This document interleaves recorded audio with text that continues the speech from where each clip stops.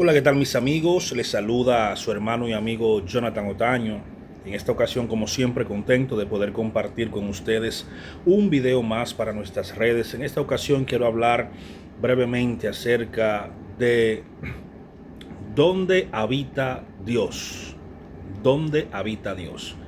Y me parece interesante un texto que aparece en el libro de Primera de Reyes, capítulo 20, versículo 22.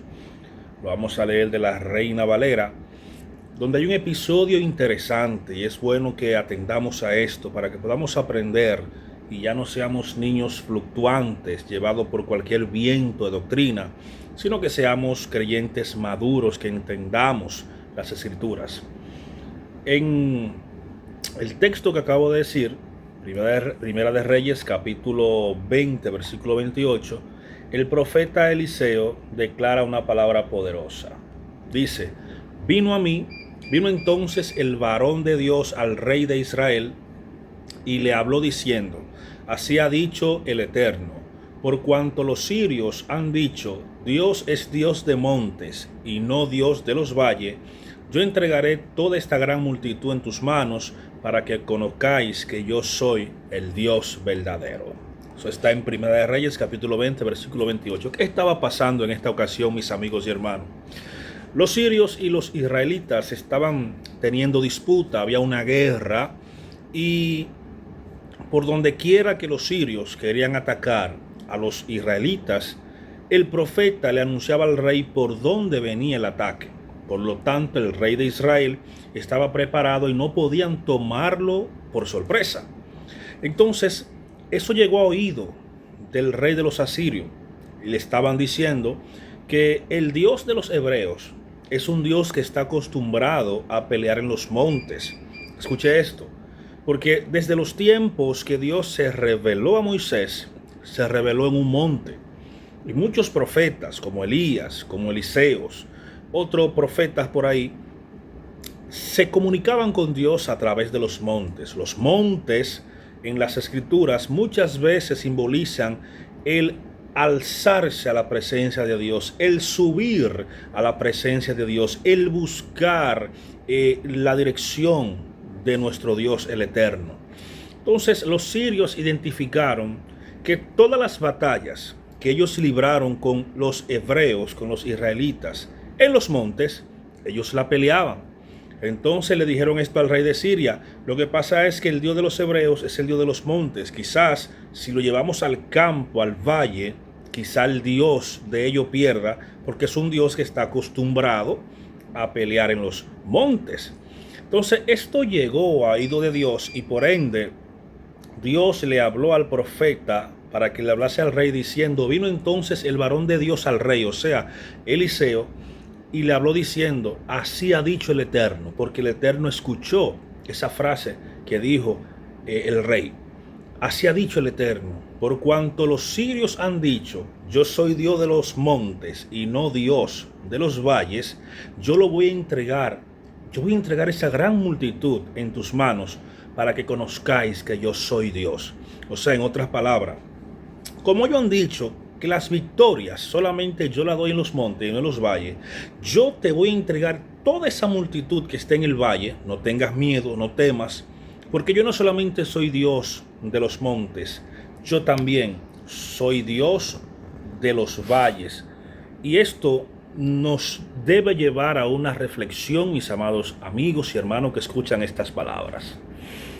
Nosotros se nos ha enseñado y se nos ha acostumbrado a buscar siempre a Dios en un lugar específico. De hecho, el mismo Dios, queriendo que su pueblo Israel tuviese un lugar específico donde encontrarse con Él, primero les instó a que creasen un tabernáculo en el desierto, con Moisés.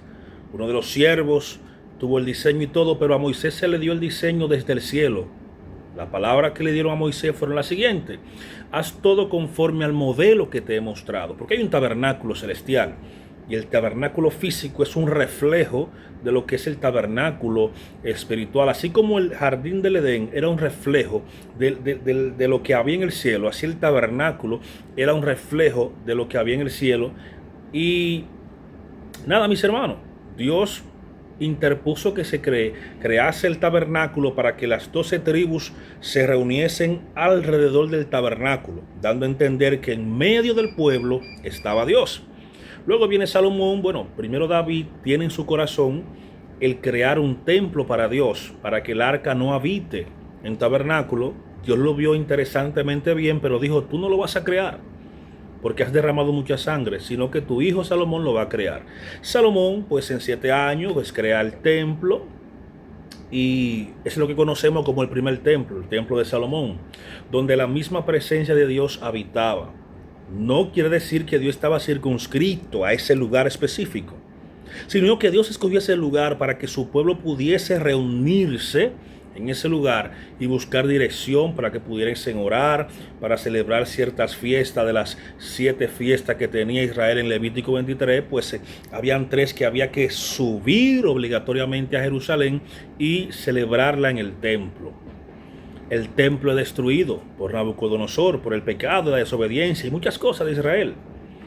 Y es entonces cuando Dios promete a través de Ezequiel y otros profetas que llegara un tiempo y una temporada donde Dios no se iba a circunscribir a un solo lugar, sino que Dios, específicamente en Jeremías, me parece, si no me pueden corregir, que habla de que Dios le daría un corazón nuevo, donde Él pueda habitar en los corazones y no circunscribirse simplemente a un templo. Entonces aparece Jesús, anunciado por Juan el Bautista. Juan ciertamente bautizó en agua, pero el que viene tras de él, decía Juan, iba a bautizar en Espíritu Santo y fuego, cumpliendo las profecías, una de ellas Joel, capítulo 2, versículo 26 al 28, también la de Jeremías, que habitaría en el corazón del hombre. Entonces, una vez venido Cristo, en una ocasión Cristo le dijo a los saduceos, que eran los que gobernaban el templo, le dijo: vuestra casa quedará asolada. Y a los discípulos en Mateo 24, Marcos 13 y Lucas 21 les señaló diciendo: veis todas esas piedras preciosas, esos edificios, no quedará piedra sobre piedra que no sea derribado. Esta profecía se cumple en el año 70, cuando Tisto Vespasiano, todos conocemos la historia, asedia a Jerusalén y destruye el templo, solamente dejando la parte oriental, que es lo que conocemos hoy como el Muro de los Lamentos. Ya las personas que servían a Cristo no estaban circunscritos a un lugar específico. Jesús se lo dijo a la mujer samaritana: ustedes adoran lo que no conocen. Nosotros adoramos lo que conocemos, porque la salvación viene y procede de los judíos. Los samaritanos tenían su templo en el monte Gerizim. Los judíos tienen su templo en el monte de Jerusalén. Jesús dijo: viene la hora y es ahora, dando a entender o explicándolo de otra manera. Viene el tiempo, y el tiempo es ahora, la temporada es ahora, donde ni en Jerusalén ni en el monte Gerizim de los samaritanos adorarán al Padre, porque el Padre es espíritu y quiere que lo adoremos con la conciencia de que Él es espíritu, por tanto está en todo lugar. ¿Dónde está Dios? La Biblia dice que Dios habita en el cielo. ¿Dónde está el cielo? Siempre que mencionamos al cielo, señalamos hacia arriba, pero no es así. Y como decía Pablo, primero lo dijo Salomón: Dios está incómodo en el cielo en cierta medida. ¿Cómo así? Bueno, los cielos y los cielos de los cielos no pueden contener su gloria. Cuanto más esta pequeña casa que se va a crear para Dios, decía Salomón. Pablo lo dice de otra manera, de una manera extraordinaria. Pablo hablaba de que ya Dios no iba a habitar en un templo físico. Hechos capítulo 17, versículo 30. Dios, siendo creador del cielo y de la tierra, no está circunscrito a un lugar físico. Dios no habita en casa hecho por mano de hombre. Dios se manifestaba en el tabernáculo. Dios se manifestaba en el templo de Salomón. Pero una cosa es manifestarse y otra cosa es habitar. Habitar es hacer morada. Y Dios ya no hace morada en ningún templo. Dios ya no hace morada en ninguna congregación. Nosotros tenemos la mala costumbre, y es una mala costumbre, de decir: vamos a la casa de Dios a buscar su presencia. Tú estás equivocado. Tú tienes un error teológico en tu mente. Porque si tú vas a buscar a Dios, a la iglesia, tú estás perdido. ¿En qué sentido? Es que tu identidad todavía no ha sido revelada. Tú eres la iglesia. Tú eres parte de la iglesia. Tú lo que quieres decir es, vamos al templo a adorar a Dios juntos. Y uno lo entiende. Ya no lo entiende porque sobre todo los dominicanos entendemos todo ese tipo de cosas, pero tú no vas a la iglesia a buscar la presencia de Dios. El apóstol Pablo le dice a Timoteo, aviva el fuego del don del Espíritu que está en ti. Es muy bonito cuando cantamos Espíritu ven, pero ¿cómo que Espíritu ven? El Espíritu ya vino y está en ti, te selló y te llenó. Yo sé que suena bonita la canción, ven, Espíritu ven, o ven, desciende. El Espíritu ya descendió. Desde que creíste fuiste sellado. Son costumbres que hemos acuñado, un lenguaje iglesiano que está mal, aunque la entendamos. Dios no habita en ninguna congregación y yo sé que me van a fusilar por eso, pero es bíblico y lo que es bíblico es así. Pablo lo dijo, se lo dijo a los griegos que estaban impuestos a crear templos, a crear casa para sus dioses falsos, para Zeus, para Atenea, para Hermafrodita, grandes Diana de los Efesios. Estaban acostumbrados a crear un panteón para sus dioses. Pero Pablo le dice, el Dios que yo le predico, yo vengo a hablarle, siendo creador del cielo y de la tierra, no habita en templos hechos por manos humanas, como que si necesitase de eso. Dios habita en los corazones de todos los creyentes. Entonces, ¿qué quiere decir esto? Que si tú necesitas ir al templo para sentir a Dios, está desubicado. Vamos al templo porque tenemos que vivir en comunidad, tenemos que trabajar en una comunidad, en una congregación. Pablo mismo dice, no dejando de congregarnos, como algunos tienen por costumbre, es necesario que los tizones estemos juntos. Pero si tú solamente sientes a Dios cuando vas a la iglesia, entonces en la casa, ¿dónde está tu Dios? En el trabajo, ¿dónde está tu Dios? Cuando estás en el parque, cuando vas a un lugar, Dios, dice Jesucristo, para los que crean en mí, como dice las Escrituras, Isaías 55, de su interior, de dentro, no de fuera, de dentro brotarían ríos de agua viva. Dios, eso que van a buscar a Dios a los montes y tener una revelación nueva, o creen que Dios solamente está en los montes y justifican eso diciendo, bueno, Jesús oraba en los montes, claro, porque no había congregación, porque Jesús no vivía en Jerusalén. Jesús vivía en Nazaret, vivía en Galilea, en los alrededores de su aldea, y subía a Jerusalén cada año como judío que era a celebrar las fiestas. Pero Jesús no iba al templo todos los días a orar. Obvio que tiene que orar en el monte porque es el lugar apartado que tenía. Además tenía su cueva especial, el monte de los olivos. O sea, ¿dónde se iba a congregar Jesús si no había lo que el concepto de iglesia que existe hoy no existía en el siglo I? Existía la sinagoga a la cual Jesús frecuentaba todos los sábados. Está en los evangelios.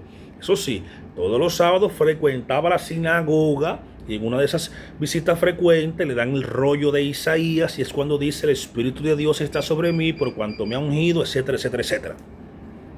No está mal que tú vayas a un monte a orar. No está mal. Pero lo que Jesús enseñó es lo siguiente. Tú, que eres creyente en mí, métete a tu habitación y ora en lo secreto. Y tu Padre, que ve en lo secreto, te va a recompensar en público. ¿Saben cómo los hebreos le llaman a esto? Hivodedut. Hivodedut es un apartamiento solo donde te conectas tú con Dios. Y este Hivodedut los practicaban los profetas, muchas veces los reyes, cuando se apartaban Jeremías, Ezequiel, sobre todo Elías, que iban a los desiertos a buscar la presencia de Dios. Esto es Hivodedut, es un apartamiento de la sociedad, de las personas para conectarte con la fuente que es el Eterno. Pero no quiere decir que Dios vive en los montes, porque el Dios de los montes también es el Dios de los valles. Lo que quiso dejar dicho el Eterno al profeta Eliseo para que le dijera al rey es que Dios no está circunscrito a un lugar. Dios no vive en el cielo. Los cielos viven dentro de Dios. Para que usted tenga una idea de lo grande que es Dios. Dios lo llena todo. Dios lo llena todo. Dios está en todo lugar. Tú puedes buscarlo en el monte y puedes buscarlo en el valle. Puedes buscarlo en la congregación y puedes buscarlo en tu habitación a sola. Dios no está circunscrito a un lugar específico. Allí está Dios o allí está Dios. Eso es un pensamiento griego y hay que desinfectar la iglesia del pensamiento griego y sobre todo del pensamiento romano, porque el Dios que se reveló a los hebreos tiene un pensamiento hebreo universal. Así que mis hermanos, Dios habita en los corazones, no en un templo. Cuando estamos en un templo y no gozamos, es porque los que están ahí reunidos tienen a Dios en su corazón. Si no es así, vaya a un templo vacío y verá la diferencia. Así que mis hermanos, shalom para su vida, que la paz de Dios que sobrepasa todo entendimiento llene su vida en Cristo Jesús. Amén.